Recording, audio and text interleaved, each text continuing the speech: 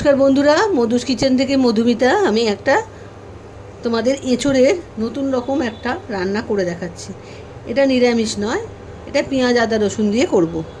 Induction বসিয়ে দিয়েছি, সর্ষের তেল গরম করতেও বসিয়ে দিয়েছি। এই যে এঁচোড় নুন হলুদ দিয়ে প্রেসারে একটা সিটি মেরে নিয়েছি, হাফ সেদ্ধ করে নিয়েছি। আর এবার কি করব সেটা তোমাদের দেখাই। তেলটা গরম হচ্ছে, এই সময় আমি তেলের মধ্যে কি দিই। প্রথমে দিলাম সামান্য নুন,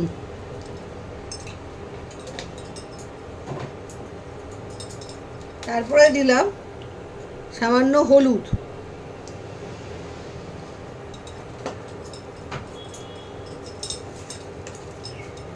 আর দিলাম সামান্য কাশ্মীরি লঙ্কার গুঁড়ো। এই তিনটে দিয়ে তেলটাকে গরম করতে হবে।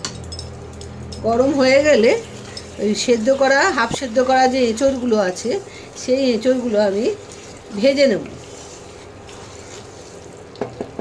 তেলটা গরম হোক। তেলটা গরম হয়ে গেছে, এবার আমি আস্তে আস্তে এঁচোড়গুলো ছেড়ে দেবো।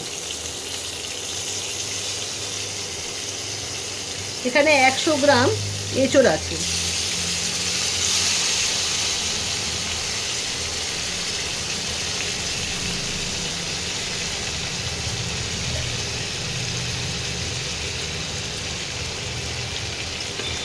এঁচোড়গুলো সুন্দর কালারের জন্য এই লঙ্কা, কাশ্মীরি লঙ্কার গুঁড়ো, তারপরে হলুদ গুঁড়ো আমি দিয়ে দিলাম। দিয়ে এটাকে ভাজছি, যাতে একটা সুন্দর কালার আসবে। এগুলো একটু লাল লাল করে ভাজতে হবে। এগুলো লাল লাল করে ভেজে নিই, তারপরে তোমাদের দেখাবো রান্নাটা কি দিয়ে করছি। তো বন্ধুরা, লাল লাল করে ভাজা হয়ে গেছে এঁচোড়গুলো। এবার আমি আস্তে আস্তে তুলে নেব।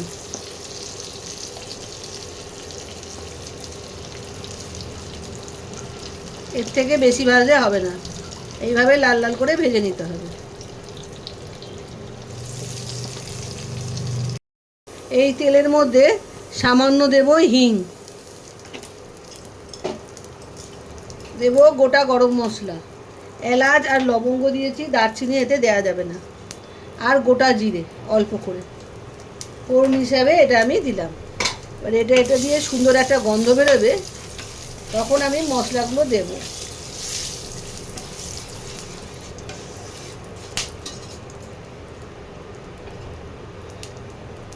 এবারে আমি একটা টমেটো পেস্ট করে রেখেছি, সেটা আমি দিয়ে দিলাম।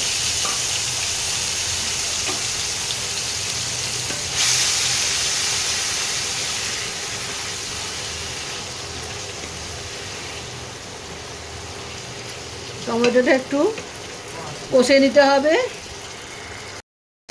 এবারে দিয়ে দেব 2 চামচ আদা রসুন বাটা।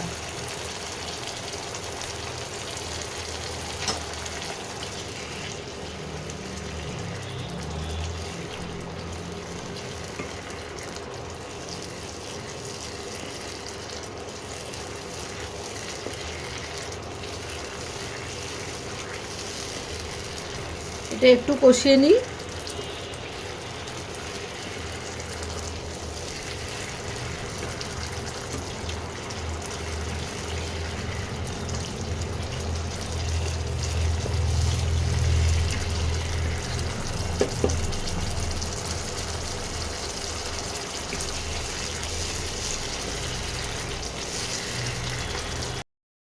এর মধ্যে দিয়ে দেবো একটা পেঁয়াজ কুচি।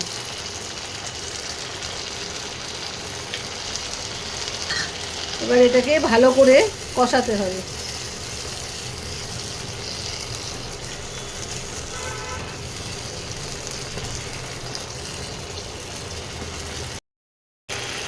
মশলাটা দিয়ে তেল ছাড়তে আরম্ভ করেছে, এবারে আমি গুঁড়ো মশলাগুলো দিয়ে দেবো।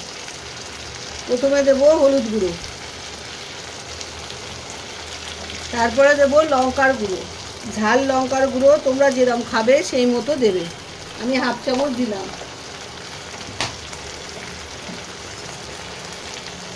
আর দেব ধনের গুঁড়ো 1 চামচ,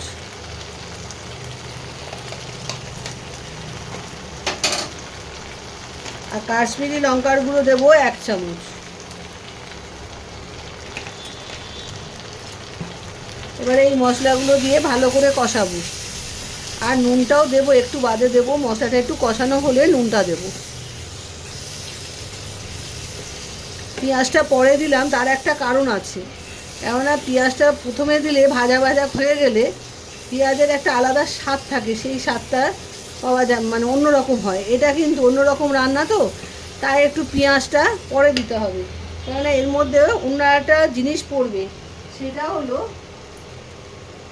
এই ছোলার ডাল সেদ্ধ করে রেখেছি। এই ছোলার ডালটা শুধু জল দিয়ে সেদ্ধ করা, নুন হলুদ কিচ্ছু দিইনি। এইটা পড়বে বলে ওই জন্যে আমি পেঁয়াজটাকে মাঝখানে দিয়েছি, পেঁয়াজটা প্রথমে দিইনি। পরে দিলে একটা আলাদা স্বাদ হয় পেঁয়াজের, ওই জন্যে আমি পেঁয়াজটা পরে দিয়েছি। এটা একটু ভালো করে কষাতে হবে। এবারে দেবো নুন স্বাদ মতো।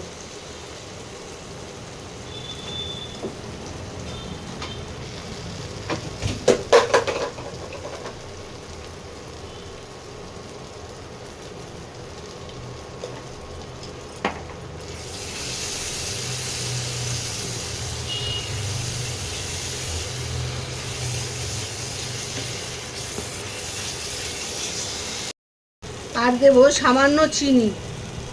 এটা একটু চিনি না দিলে খেতে ভালো হবে না।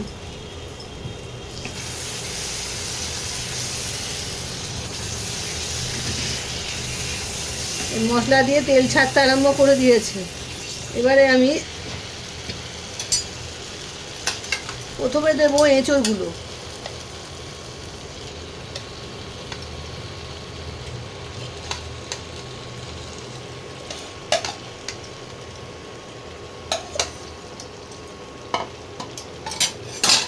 এঁচোড়গুলো দিয়ে মশলার সঙ্গে একটু কষিয়ে নিতে হবে।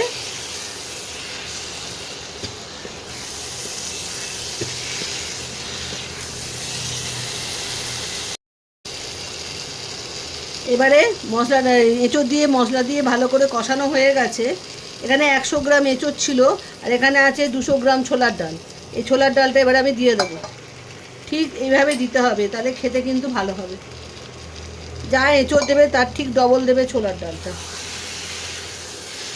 এবারে মশলার সঙ্গে ছোলার ডালটা ভালো করে মিশিয়ে নিতে হবে।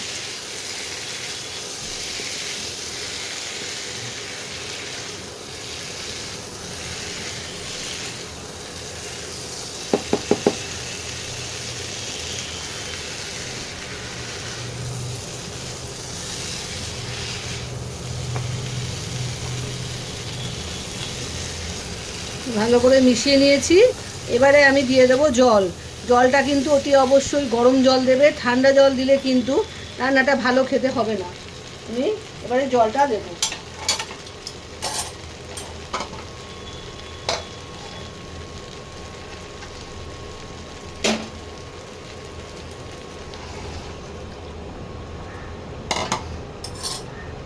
রান্নাটা বেশিক্ষণ লাগে না করতে, কিন্তু খেতে মানে একটু জোগাড়যন্ত্র করে নিতে হয়, দুটো সেদ্ধ করতে হয়, এঁচোড়টা আর ছোলার ডালটা। এইটুকু করে নিলে কিন্তু খুব তাড়াতাড়ি রান্নাটা কমপ্লিট হয়ে যায়। এবারে আমি একটু ঢাকা দেবো, মশলার সঙ্গে এঁচোড় ছোলার ডালটা একটু মিশে যাক। তারপরে বেশিক্ষণ লাগবে না, 5 মিনিটের মধ্যেই রান্নাটা কমপ্লিট হয়ে যাবে। 5 মিনিট বাদে তোমাদের দেখাচ্ছি। 5 মিনিট হয়ে গেছে। এবারে আমি এতে দেবো 1 চামচ ঘি।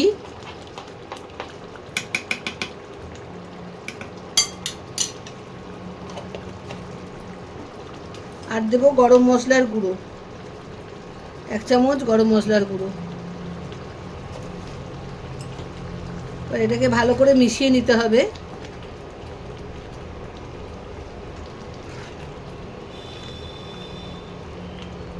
একটু ঝোল ঝোল রাখতে হবে, কেননা ঠান্ডা হলে কিন্তু এটা বসে যাবে। দারুণ খেতে হয়। পুরো ভিডিওটা দেখো, দেখে বা রান্নাটা করে খেও। খুব সুন্দর নতুনত্ব একটা খাবার, দারুণ খেতে হয়। এবারে আমি নামিয়ে ফেলবো, নামিয়ে তোমাদের দেখাচ্ছি। বাটিতে ঢেলে নিয়েছি এঁচোড় আর ছোলার ডালের এই প্রিপারেশানটা। তোমরা পুরো ভিডিওটা দেখে একবার করে খেও, আর আমাকে জানিও অতি অবশ্যই কেমন লাগলো তোমাদের খেয়ে। পুরো ভিডিওটা ভালো করে মন দিয়ে দেখলেই পারবে তোমরা। খুব সোজা রান্না, এমন কিচ্ছু নেই। কিন্তু পেঁয়াজটা প্রথমে দেবে না, পেঁয়াজটা মধ্যিখানে দেবে, তাহলে খেতে আরও সুন্দর হয়। ওই জন্য এই পেঁয়াজটা দিয়েছি মধ্যিখানে। দারুণ একটা গন্ধ বেরোয়, পুরো মনে হয় পাঁঠার মাংস দিয়ে ছোলার ডাল খাচ্ছি। গাছ পাটা তো, ওই জন্যে আসল পাটারই গন্ধ বেরোয়, সেই জন্যই কথাটা বললাম।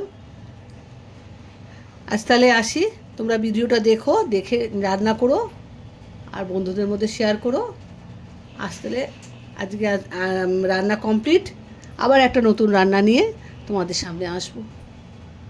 Bye bye.